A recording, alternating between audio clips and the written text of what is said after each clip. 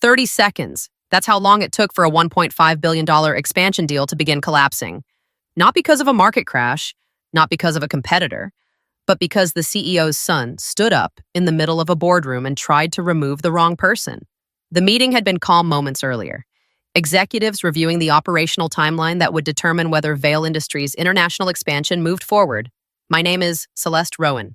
I'm 47, and for nearly 2 decades I've worked inside Vail Industries, designing the operational systems that make very large deals actually function.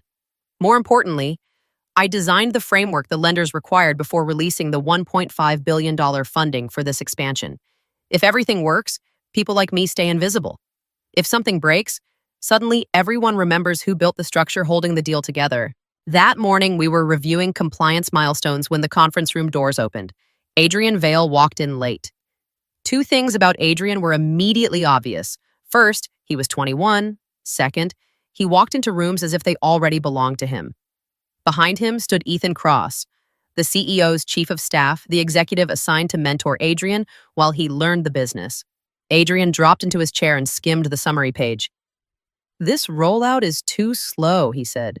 "Move the international launch forward 2 quarters. That violates the lender reporting sequence." I said, "Compliance reviews aren't finished." Adrian leaned back. "We'll deal with that later." "You can't," I replied. "The deal structure doesn't allow the chair legs scraped across the floor." Adrian stood. "If she won't support the plan," he said casually, "remove her from the expansion project." The room went quiet. Then he added, "If necessary, security can escort her out." Across the table, CEO Leonard. Vail shifted in his chair. "Adrian," he said quietly, "that's not how we handle this."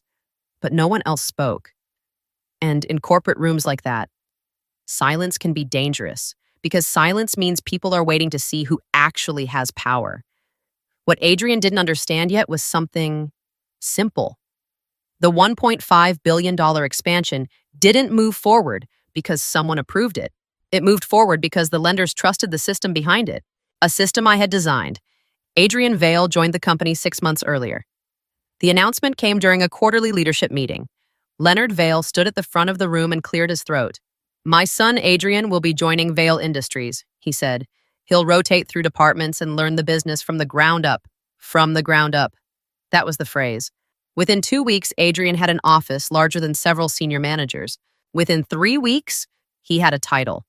Executive Development Director. No one in the company had ever held that role before. Titles like that sound harmless until someone starts using them. Adrian wasn't incompetent. He read financial summaries quickly and liked aggressive strategies. The problem wasn't intelligence, the problem was restraint. During one of our early planning sessions, he tapped the revenue forecast with a pen. "These numbers are conservative, he said. "Increase the projection. They match our supply capacity." I replied, "If we inflate them, we miss delivery targets." Adrian shrugged, "Then fix the supply chain. That's not how operations works." A thin smile crossed his face. "It will when I'm running it." That became the pattern. Adrian pushed reckless ideas. I quietly corrected them before they reached investors. He bypassed compliance. I routed documents back through legal. For months, I told myself I was protecting the company. What I didn't realize at first was that someone else was protecting Adrian. Ethan Cross. Officially, Ethan was the CEO's chief of staff. Unofficially, he was the person responsible for smoothing out Adrian's mistakes before they reached Leonard Vail. Whenever Adrian crossed a line, Ethan stepped in. Not to challenge him, to fix the damage. Which meant Leonard saw a very different version of his son's performance. Adrian saw something else entirely. One afternoon after a meeting, he leaned back in his chair and looked at me. "You know this company is already mine," he said casually, his voice carried no doubt. Because when someone grows up surrounded by people fixing their mistakes, they eventually stop believing mistakes exist. And when a person has never heard the word no, they start believing power is something they were born with. Adrian's order in the conference room should have triggered a debate. Instead, it triggered silence. And silence in corporate environments can be more dangerous than open conflict, because silence means people are waiting to see where power moves next. Within 24 hours, I began noticing changes. 3 meetings disappeared from my calendar. 2 members of my operations team were reassigned, and when I tried to open the expansion documents that afternoon, my access had been restricted. That was the moment I understood Adrian's strategy. He wasn't trying to remove me loudly, he was trying to erase me quietly. I ran into Ethan Cross outside the strategy office later that evening. System issue, I asked, nodding toward the access restriction. Ethan gave a polite smile. Temporary restructuring, he said. Adrian wants a more agile rollout structure. Agile? That was the corporate word people used when they were breaking things faster than they could fix them. And my team, I asked, still involved, Ethan said smoothly. Just under different supervision. Different supervision. Adrian's. Across the hallway, executives moved past the glass walls, pretending not to notice the conversation. Everyone had heard what happened in the meeting. Everyone knew Adrian had tried to remove me, but no one wanted to challenge the CEO's son. That night, I opened the archive folder on my laptop. For years, I had kept records of operational directives, approval logs, email chains, compliance notes. Large deals leave paper trails, and when systems break, memory becomes unreliable. Documents don't. I began organizing the timeline. Adrian's directives, the reporting changes, the compliance steps he wanted skipped, and the instruction that had started everything, moved the launch forward 2 quarters. Adrian had never bothered to read the lender agreement, which meant the people who actually understood that deal were about to start asking questions. 30 minutes after the access restrictions appeared, my phone rang. Ms. Rowan. The CEO's assistant said carefully, Mr. Vale would like to see you. Of course he would. Leonard Vale's office overlooked half the city.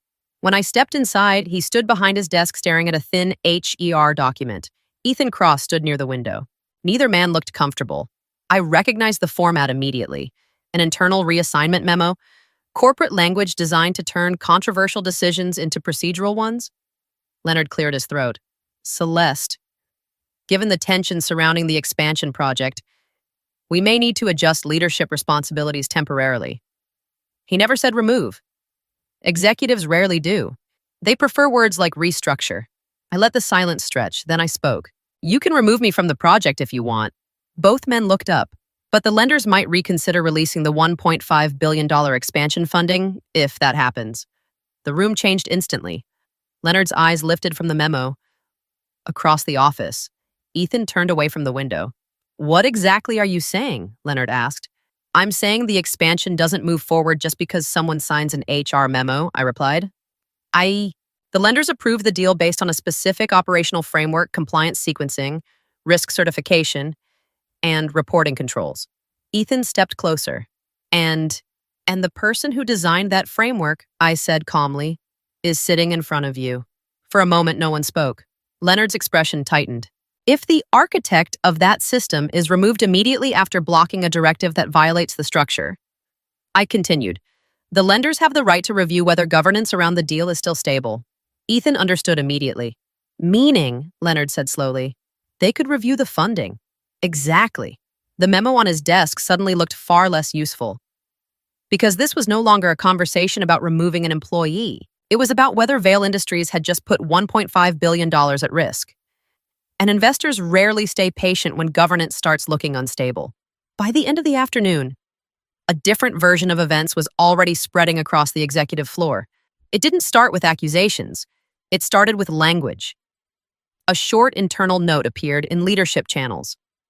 Recent operational discussions indicate resistance to the new leadership direction.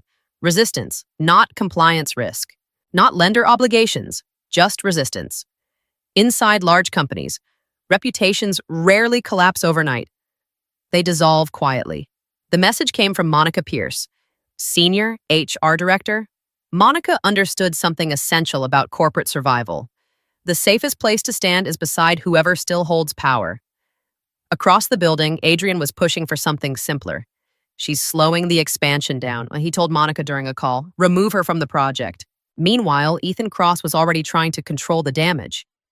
Let's slow the language, he told HR quietly.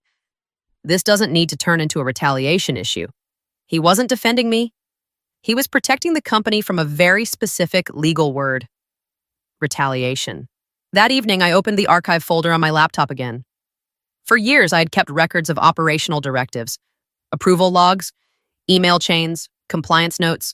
Large deals leave paper trails, and paper trails rarely stay buried. I began assembling the timeline. Adrian's directives, the reporting changes, the compliance steps he wanted skipped.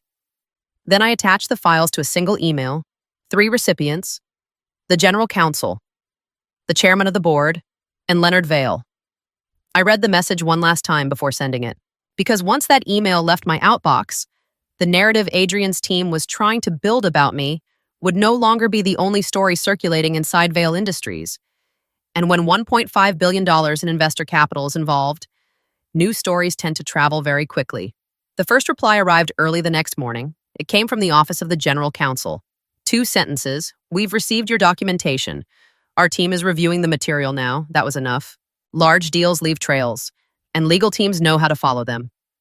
By mid-morning, the legal department had already pulled the expansion agreement from the archive.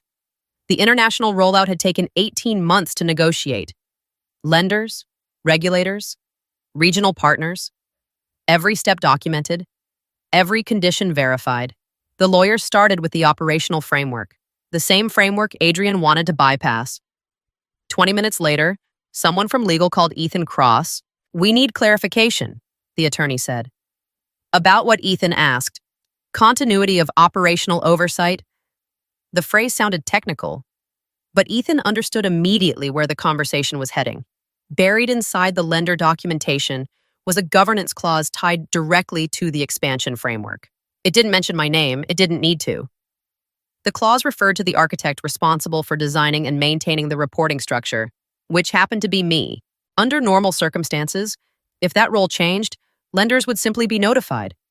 But the clause had a second condition. If the architect of the framework was removed immediately after raising a risk concern, the lenders had the right to review whether governance around the deal had become unstable. And unstable governance makes investors nervous. Later that afternoon, the legal team raised the issue with Leonard Vail. "We're not canceling the deal," Leonard said carefully. "No," the general counsel replied. "But the lenders may want to understand why the architect of the framework was removed. And if they do," Leonard asked, the attorney didn't hesitate. "Then they'll decide whether they still trust the people running this company." For the first time since Adrian had walked into that conference room, this situation stopped looking like an internal disagreement, because it was no longer about personnel. It was about whether Vail Industries had just put $1.5 billion at risk. The emergency board session began at 8:40 that evening. No announcement, no press release, just a quiet message sent to the directors asking them to join an urgent meeting on the 32nd floor. When I arrived, the long conference table was already half full. At the head of the room sat Gideon Price, chairman of the board. Leonard Vail sat to his right. Adrian sat beside his father, leaning back in his chair with visible irritation. Across the table, the general counsel began presenting the timeline, the executive meeting, the directive to accelerate the rollout, my objection regarding the lender compliance structure, and finally, Adrian's instruction to remove me from the project. The presentation was calm, dates, emails, exact wording. When it ended, Gideon folded his hands. Before anyone could speak, another document appeared on the screen, a short message from one of the lead lenders funding the expansion. The room read the sentence in silence. Why was the architect of the operational framework removed immediately after raising a risk concern? Adrian scoffed. "This is ridiculous," he said. "She's exaggerating everything to protect her job." No one answered. "That deal will move forward whether she's here or not," he added sharply. Gideon studied him for a moment. Then the chairman spoke. "This is not a family dispute." The room went still. "This," Gideon continued, "is a governance failure." The words landed like a verdict. Shareholder risk doesn't care about family pride. Gideon turned toward Leonard Vail. "Were you aware of the instruction given that morning?" Leonard hesitated. That pause said everything. Several directors exchanged quiet looks across the table. For the first time since Adrian had entered the company, the balance of power in that room began shifting away from the Vail family. And Adrian Vail was about to hear something he had never heard before. No. The message arrived the next morning. It didn't come from inside the company. It came from the lender consortium funding the expansion. 3 short paragraphs. No accusations. No dramatic language. Just a notice. Pending clarification regarding governance stability, capital authorization for the Vail Industries international expansion will be temporarily frozen. Which meant one thing. The $1.5 billion OS deal had stopped moving. Within minutes, the finance floor felt different. Phones began ringing. Treasury teams rushed between offices. Someone printed the lender notice and carried it down the hallway like it might change while they walked. Nobody said the word panic out loud, but everyone felt it. Deals that size don't freeze over rumors. They freeze when investors start questioning the judgment of the people running the company. Upstairs, the executive floor was far less controlled than usual. Adrian Vale stormed into Ethan Cross's office without knocking. "You told me this was handled." Adrian snapped, "Fix it." Ethan didn't answer immediately. For months, he had been the person who quietly repaired Adrian's mistakes, the executive who made problems disappear before they reached the board. This time was different. Ethan leaned back in his chair. "I can't," he said simply. Adrian stared at him as if the words didn't make sense. A few hours later, the board released its own decision. Until the governance review was complete, Adrian Vale was suspended from all operational authority inside Vale Industries. The notice was brief, clear, final.